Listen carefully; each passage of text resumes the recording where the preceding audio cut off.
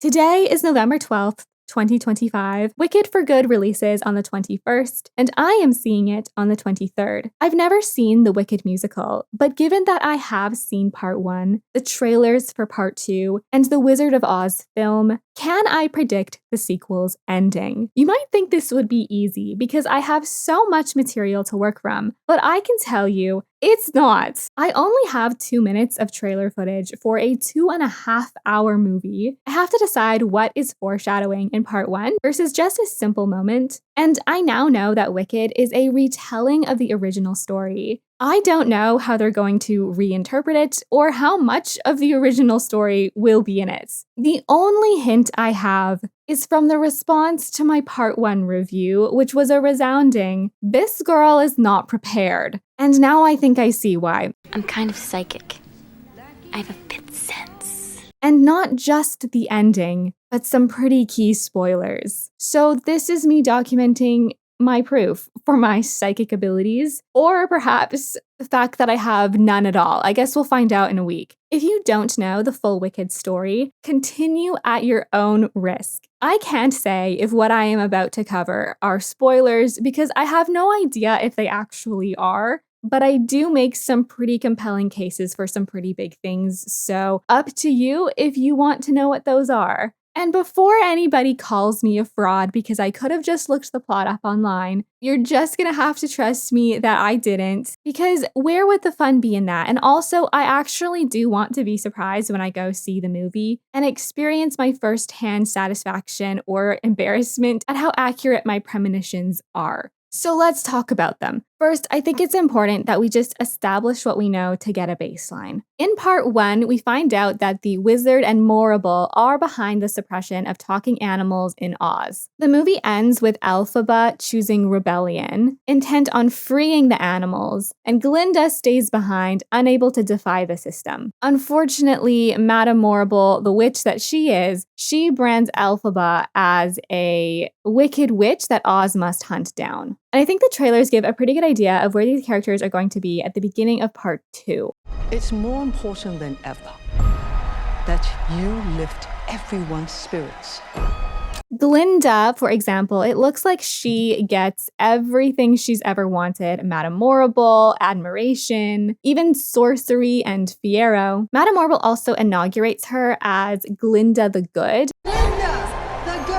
What I assume to be Oz's protective sorceress against the Wicked Witch. So that's how she gets this title. But I think even though it looks like she has everything she's ever wanted, I think Glinda is going to feel quite sad. Why? Because she's living a lie. Her magic is fake and she's vilifying her best friend. So she's gonna feel a little lonely and I think a little bit guilty. Meanwhile, we have Elphaba, who is suffering from isolation as well, but from all of this wicked witch propaganda. And on top of that, she's hunted by Fiero, her forbidden crush. So she's going to feel even more alone. But continuing on from part 1, her motivation is going to be to continue to seek justice so that Oz is a home for everybody, which includes herself and the animals, but everything she does is going to be framed as evil or wicked. This is the work of the Wicked Witch! And even though Elphaba and Glinda are separated, I do think that they'll still miss each other, as this shot shows. So the conflict will continue to be Elphaba against the city and by association Glinda. And from this yellow brick road scene, we can really see that the animal situation has definitely escalated since we last saw her. All of this progress that Glinda is enjoying in the Emerald City is built off of the backs of animals. You can see these are like bison or something, buffalo, I think it is, working in the background. We can also see all of this deforestation. So that means the animals' homes are being removed in place of this commercial roadway. And then we can kind of see the same thing with Glinda's wedding. All of this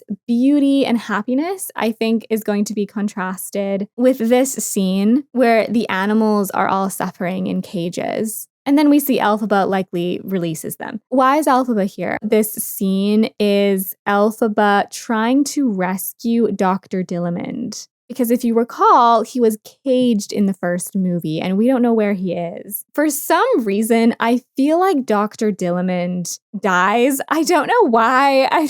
He's like not anywhere in any of the trailers. We also have this balcony scene as well as this broom scene and also this wizard scene, which all do happen around the same time because Glinda is still wearing her wedding dress, only now it just has a pink robe over top of it. When I first saw this scene in the trailer, I was so confused because how do we go from you have no real power to all of this happy dancing? I actually thought that this was going to be a dream sequence. However, I think what this is the optimistic, hopeful part of the movie before everything is ruined. This is them dreaming about, you know what, we could work together. And I guess Fiyero is in on it too, because this looks like it's the same part of the movie. For a while there, I thought you changed. I have changed. I have no plan. Well, I do. Oh, thank God. Also, why is the wizard mask moving on its own? Is he just on autopilot? I thought the wizard had to be controlling him, but anyway. Think of what we could do together. Glinda's plea here is a direct parallel to what Elphaba asked Glinda in the Defying Gravity scene in part 1. Think of what we could do together. Which Glinda rejected. She did not go with Elphaba. And so I predict that the same thing is going to happen. Elphaba is going to reject Glinda because Elphaba is not going to stand for maintaining the system, and Glinda, she is not going to bring the system down, that's for sure. And so I think they will eventually separate. They're going to have all this joy, all this happiness, and then something's going to happen and it'll come crashing down. So that's where I think the characters and the conflict roughly are going to start out like. I think that's pretty easy to determine. The more interesting stuff is how are we going to explain all of these different backstories that need to happen that we see in The Wizard of Oz? For example, how does Nessa, sweet little innocent Nessa, become the Wicked Witch of the West? Now, we know from the original Wizard of Oz movie that the Wicked Witch of the West's sister rules the Munchkins. And from the first movie, we know that their father was the governor of Munchkinland and he does die in the end. So that's how Nessa inherits leading the East. And we all know what's going to happen to her. But before that, she is wearing all black. She kind of honestly does look a little bit witchy, but I think very similar to her sister Elphaba. I don't think she's actually a witch, and I don't think she's actually wicked. The Munchkins, I'm going to assume, probably dislike her because of her association to her sister, the Wicked Witch. And that is kind of a theme throughout the first part of the movie. This was my chance, my new start. I think that this black outfit is probably just like official government garb or something like that. I think that Nessa is going to play a bigger role in part 2. And I think that this is all going to revolve around the slippers. The ruby slippers are, for some reason, silver, but they do look like they're glowing red here with magic. This is actually really confusing. I really do not understand how these slippers are going to be significant because I was thinking originally that the shoes actually would not have any powers and that the reason Elphaba wants them from Dorothy is because they're all she has left of her family. Like, these are her mother's shoes. They were given to Nessa, and then Nessa's gonna, she's gonna die. And maybe Elphaba wants them because they hold so much sentimental value, especially if Elphaba and Nessa are going to be more of a focus in part 2. I thought like that was going to be the reason why she wanted these shoes so badly. And like I thought this scene was just Elphaba like levitating her sister and like the shoes had nothing to do with it. But do the shoes have something to it? They're kind of glowing. They look red and they're silver. So maybe they are magical. I feel like it's something so obvious and it's going to make complete sense in the movie. Regardless, I do think they're going to be very key to Elphaba and Nessa's relationship, which I do think we're going to see more of. But I think the burning question of this whole movie is who are the Tin Man, the Scarecrow, and the Lion? I think it's fairly safe to say that all of these characters are the direct results of Elphaba's magic, specifically the Grimoire's magic, because a very consistent theme with Elphaba is that she always wants to do right, but she ends up making things worse. And that's often because her magic is powered by anger or like feeling wronged. At least that's what we see a lot of in part 1. Therefore, if they are all an unfortunate result of Elphaba's magic, I therefore deduce that we have met every single one of them, except for Dorothy. I don't think we've met Dorothy yet. The cowardly lion, I think, is the most obvious. He is definitely the cub that Fiyero and Elphaba save from the cage in university. We never see where Fiyero takes him, but my guess is that this lion lives through some sort of traumatic event that never would have happened if he had stayed in the cage. And so he's going to resent Elphaba for trying to help him, even though she was trying to do the right thing. And that's why he's fine to go help Hunter down later. Now, the Tin Man, I would not have uncovered who the Tin Man was if it weren't for one very specific line of foreshadowing in part 1. Backwoodsman. Backwoodsman. If you recall, the Tin Man chops wood in the woods. Also, the Tin Man does not think he has a heart, and Bach keeps simping over the wrong person. He keeps wanting Glinda, and he doesn't appreciate the amazingness that is Nessa that is right in front of him. What have you done to me? I don't think Elphaba will have meant to turn him into a Tin Man. I think she's probably going to be angry with him because a lot of her magic is based in anger. Like, she'll be mad he's not treating Nessa correctly or something like that. And then this happens. A cold, empty, heartless machine is what Elphaba thinks Bach is, and that's what he becomes. But I don't think she meant it. Or if it is from the Grimoire, maybe she had to read a spell, so it's possible she's also trying to help him. But I think it makes more sense that it's out of anger. Lastly, we have the Scarecrow. Guys, I don't think I'm prepared for this gosh darn Scarecrow. This is not okay. I have since determined, upon my psychic powers and also perhaps a bit of foreshadowing, that this Scarecrow is none other than Fiyero. And I am not okay with that. What the heck is that? This poor woman doesn't get anything. The Scarecrow confused me for such a long time because I thought that this person was Fiyero on his horse. And then you see the Scarecrow here. And so I was like, well, Fiyero can't be the Scarecrow because he can't be in two places at once. And that's because I don't think this is Fiyero anymore. I've figured out who that is. I don't know for sure, but I have a theory. And it makes so much sense that Fiyero is the Scarecrow because he's kind of a bit ditzy in the first movie, and in Dancing Through Life, he talks about being brainless and thoughtless, and the Scarecrow doesn't have a brain. And I think the biggest clues are that the Scarecrow is wearing a sort of Imperial Emerald City soldier's jacket, and we know that Fiyero is like running the guardsmen or whatever. And then possibly the most telling shot is this sad shot of a man with straw hair. I was truly devastated when I found that out. I was like, that's so unfair for her. How does this happen? How does Fiyero turn into the Scarecrow? There's a couple of options. We see Elphaba talk about a vision, and Mr. Fiyero is right there, isn't he? They've probably had a fun time together. Her hair's down. I don't think he's wearing a shirt. So at least they got to do that one night. That's nice. Anyway, Elphaba is talking about her vision, right? And she's probably seeing a lot of destruction and devastation. And she's probably like, we gotta stop this. There's a house, and it's flying through the sky. Okay, Fiyero is here. He's listening. So he knows her vision. So it could be something like Fiyero goes to try to save Nessa or warn Glinda, because Glinda at this point in time, she is in Munchkinland because she's wearing this blue dress before Dorothy gets there and after Dorothy gets there. As you can see, this is the farmhouse in the background. Glinda is here for the opening of the Yellow Brick Road. I know that because I'm psychic, and definitely not because that's what this sign says. The timeline of this, though, is very confusing because Glinda is in this dress.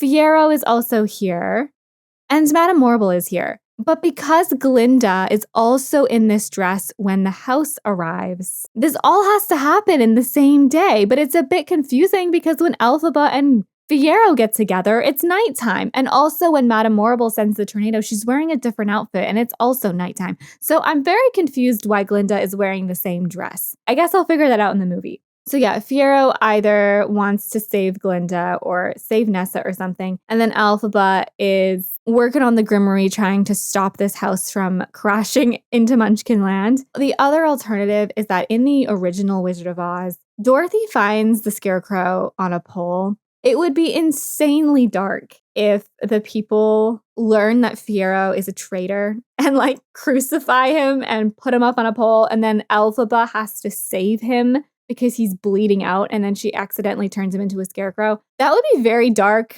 But however it happens, I do think that the moment Fiero turns into a scarecrow is the moment she just goes crazy. Now, I don't think Elphaba actually fully turns wicked. I did originally think that that's what Wicked was about. It was showing us how she becomes the Wicked Witch of the West, but I don't think she actually is wicked. I think that they're just saying that she's wicked. But I do think that Fiero and Nessa, I mean, that's gonna make her break in some way. And this No Good Deed song, I think, will be Elphaba's lowest low, because she's going to lose the love of her life. Then she's going to lose her sister. And then she's going to be in a fight with Glinda. She's probably unsuccessful with the animals except for the monkeys. So she's going to feel like she can't win and that she's hopeless. And it's also sad because no spell from the Grimoire can ever be reversed. So she's going to hit rock bottom for sure when that happens. And when she meets Dorothy, I mean, I think she is going to be mad. And I honestly, rightfully so. My goodness, she's been through so much. And then for us as the audience, I think we'll understand why and be a little more empathetic. But before we get there, we also have to understand how on earth Elphaba gets the winged monkeys onto her side. Because right now, the winged monkeys actually still work for this city. Just come in before the monkeys spot you. I think maybe once Elphaba frees the animals, she's going to try to encourage them to join her rebellion. But for some reason, they won't. Maybe the lion is like, don't leave because you're going to get hurt. But see, the monkeys, they might be the only ones that actually get what she's trying to do. And they're the only ones that actually have military experience. So maybe they're the only ones confident enough to help her. And that would explain why it's only the monkeys that go on her side and not all of the animals, even though she's working for the animals. The other question we have to figure out is also, how does Elphaba become the Wicked Witch of the West? What's in the West? Because we do see Elphaba chilling in a tree, but she does rule a castle at some point. So how does that happen? My guess is that this has something to do with Fiero. Why? Because Fiero is a prince.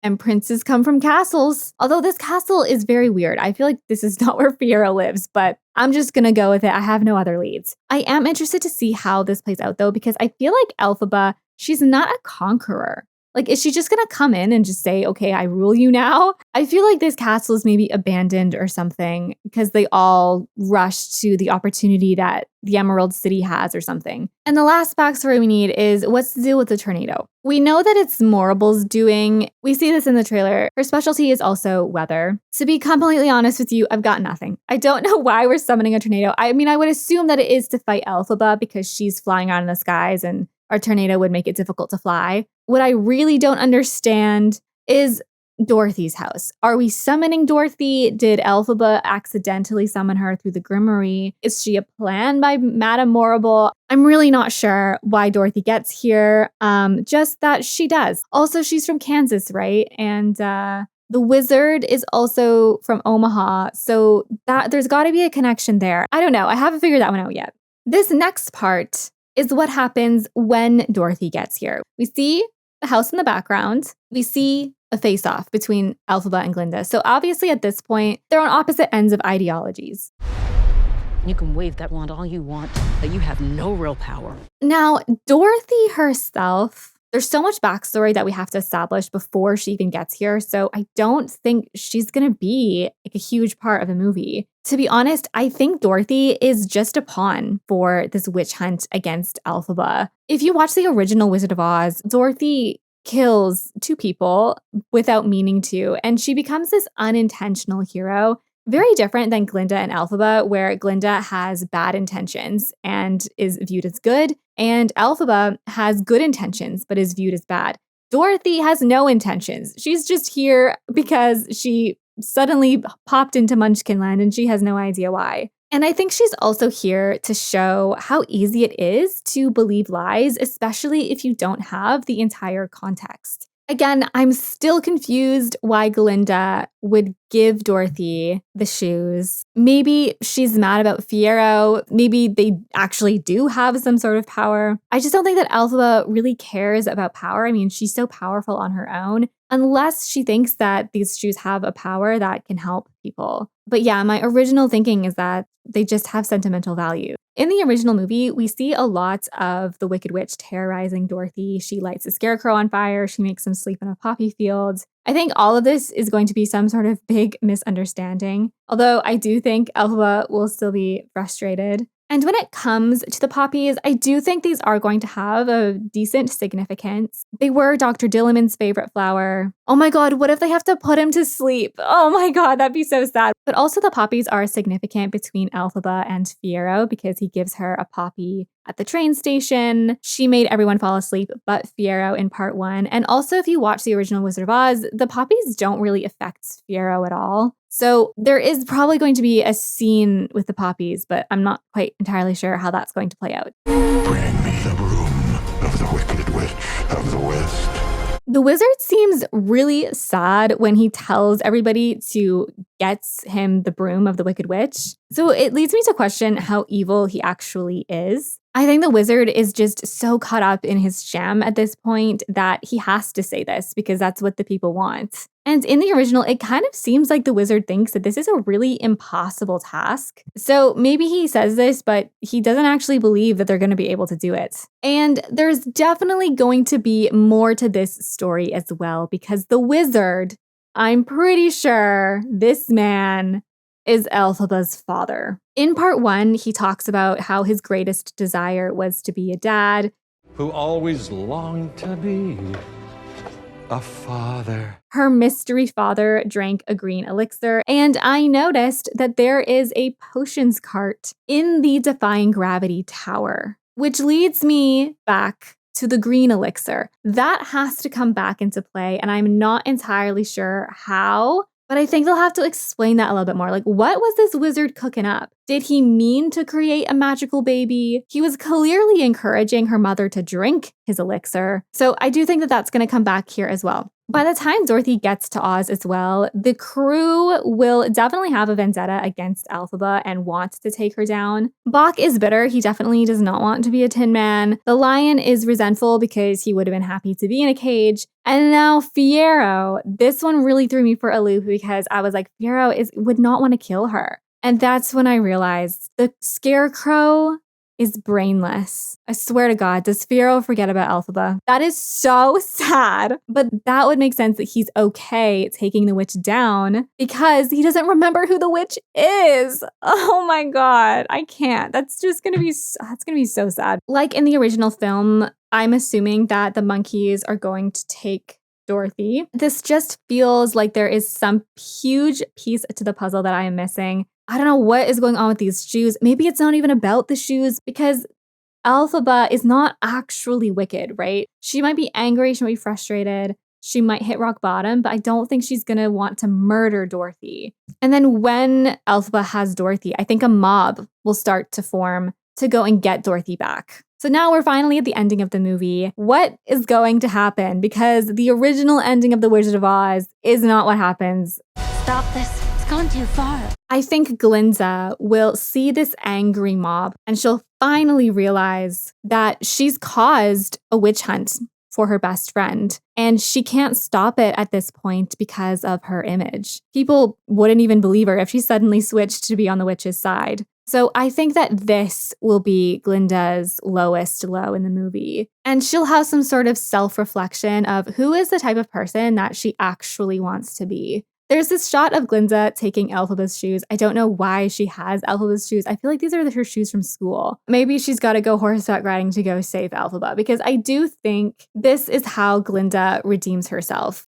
Elphaba, they're coming for you. She goes to warn Elphaba of like the Tin Man and everybody coming after her to get her. Because remember, Elphaba only has Dorothy at this point. Glinda also gets the Grimoire. You can also see her ruffles have disappeared. I think maybe she'll like tear them off herself and be like, I'm more than this perfect princess, and then go horseback riding or something. Maybe Elphaba gives her the Grimoire maybe Glinda takes it, but I think that that's pretty important because I think that this grimoire has proven to be a very big problem in this story, and it's safer with somebody who can't read it, like Glinda. I think this whole conversation and this shot of them holding hands goes down before the melting occurs. And they're like hatching a plan or something, I feel. I think what Elphaba realizes here is that she can't win against the people's opinion. It's just so sad. This scene is so sad and I haven't even seen the movie. When people are angry, they need someone to blame. And I think that they referenced this in part 1.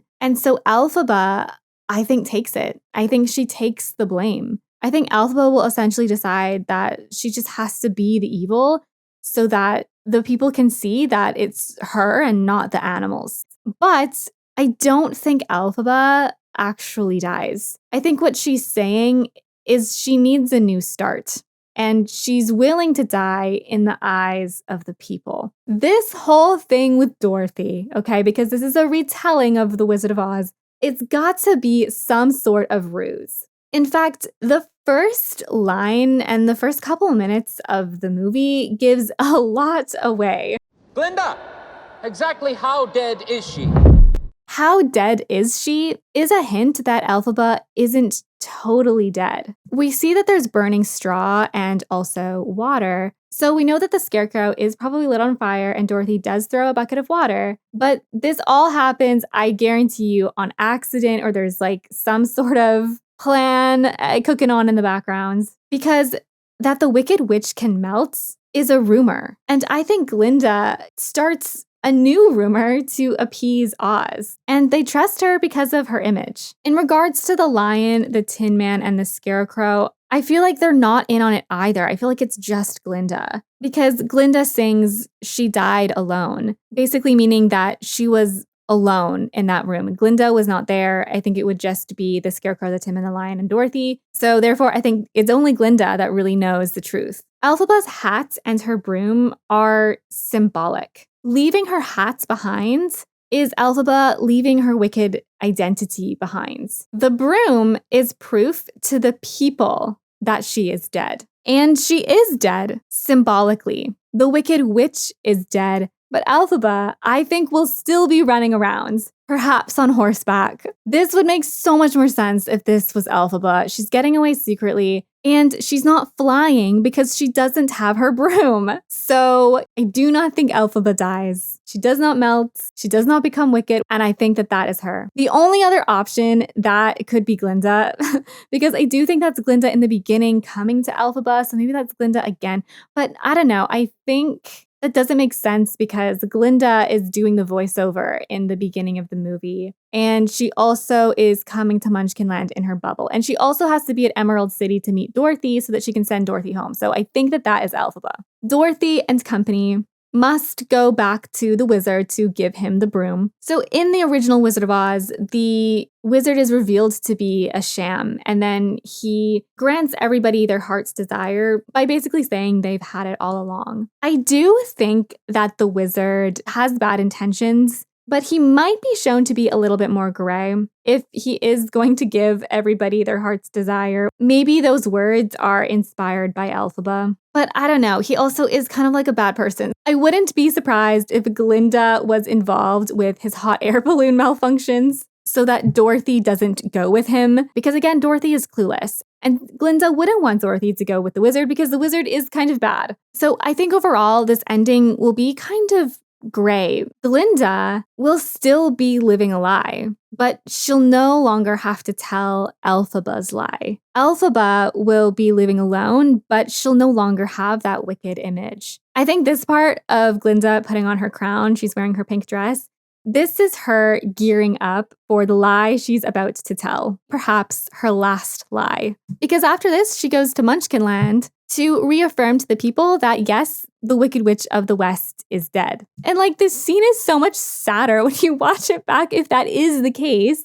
because she's like severely grieving her best friend here, while also having to be strong for the people. And I think this really just shows that she does actually prove Morrible wrong.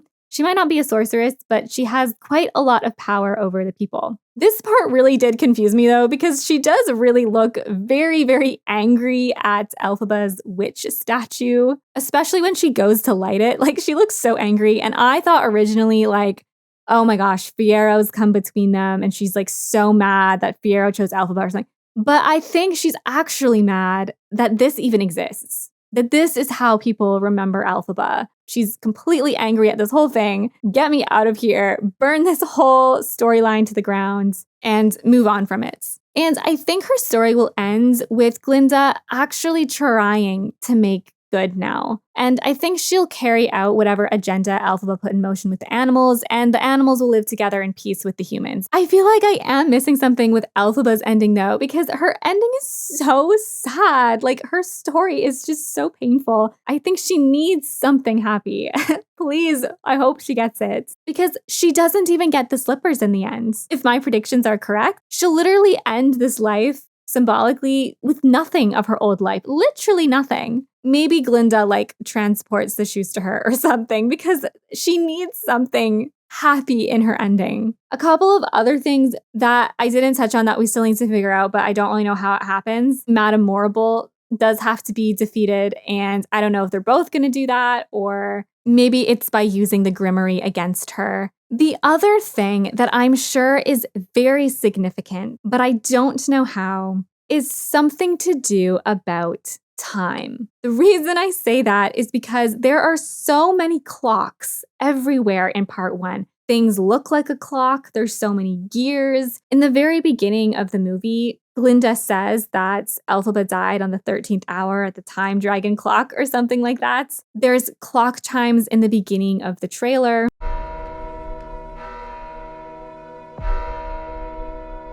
I'm pretty certain that time has something to do with it, especially because in the original Wizard of Oz, there is an hourglass. I'm sure everyone that has seen the play is going to be like tearing their hair out because I've completely missed something really obvious. Although please be mindful of others that don't know the story and tag your spoilers. You can also give me your predictions if you don't know how Wicked ends. Maybe I'll include some in my review. We'll see. I am going to come back and read the comments after I see the movie. Who knows, maybe I have pieced together this movie completely backwards. I'm very, very curious to see what happens in the end.